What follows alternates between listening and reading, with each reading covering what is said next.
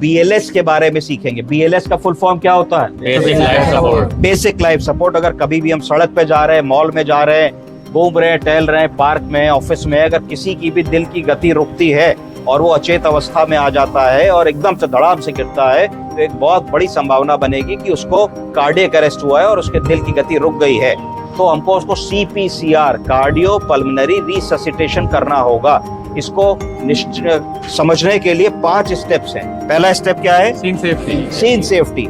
अगर मान लीजिए व्यक्ति वॉशरूम में कोलैप्स करे हैं, कुर्सी पे बैठे कोलैप्स करे हैं, तो एक समतल जगह पे उनको लिटा लेंगे। अगर कॉलर टाई लगाई है तो उसको खोल लेंगे, बटन अनबटन कर लेंगे, जूता उतार देंगे, सीन सेफ्टी क्रिएट कर लेंगे। ये सारा काम 6 सेकंड के अंदर करना है। दूसरा बताइए?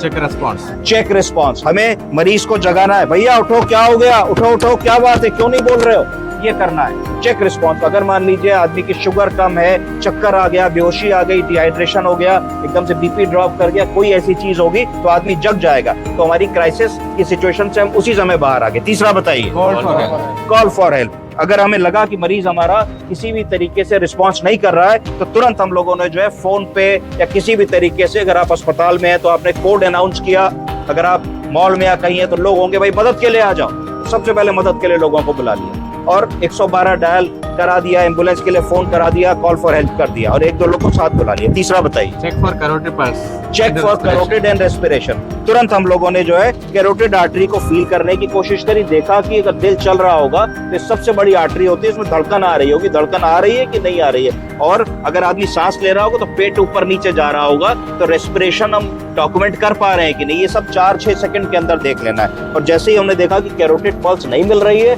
समझ जाए कि दिल नहीं चल रहा है, और अगर सांस ऊपर नीचे नहीं हो रही है तो समझ जाए कि एक्ट ऑफ रेस्पिरेशन नहीं हो रहा है, लंग्स हमारे काम नहीं कर रहे हैं। इसके बाद बताइए?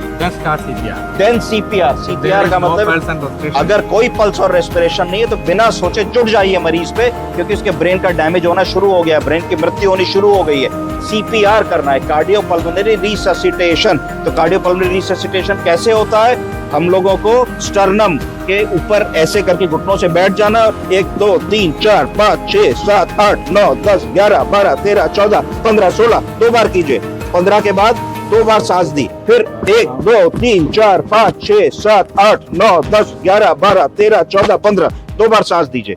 इस तरीके से हमको करना है। तो हमको हर मिनट पे 100 से 120 कंप्रेशंस देने हैं, यानी कि हर 15 सेकंड पे 30 बार कंप्रेशन चाहिए चेस्ट को। उसके बाद 2 बार हम इससे एम्बू बैग से सांस दे देंगे, 2 बार सांस दे देंगे। तो इससे क्या होगा, जब हम सांस देंगे उतनी देर CPR हमें रोकना है, क्योंकि जब हम सांस दे रहे हैं तो लंग में हवा भर रही है, हवा के साथ ऑक्सीजन जा रही है, और जब हम CPCR कर रहे हैं तो हार्ट उस ऑक्सीजनेटेड ब्लड को पूरी बॉडी में और ब्रेन में भेज रहा है, जिससे ब्रेन की डेथ ना हो। तो ये सारा कार्यक्रम हमको करते रहना है 2 मिनट तक। अगर 2 मिनट के अंदर भी हमारा जो मरीज है उसकी कोई कैरोटिड पल्स नहीं आती, कोई रिस्पांस नहीं आता, क्योंकि हर जगह मॉनिटर नहीं होगा, तो फिर हम लोगों को इस कार्य को कंटिन्यू रखना है अगले 5 मिनट तक और उसको चेक करना है, और 45 मिनट तक कुल CPCR हमको देना है अगर हम सड़क पे इस कार्यक्रम को कर रहे हैं या पार्क में कर रहे हैं। अगर हम हॉस्पिटल में कर रहे हैं और 2-3 मिनट के अंदर CPR के बाद कोई पल्स नहीं आती है तो कार्डियो वर्जन या डिफिब्रिलेटर का प्रयोग करना है,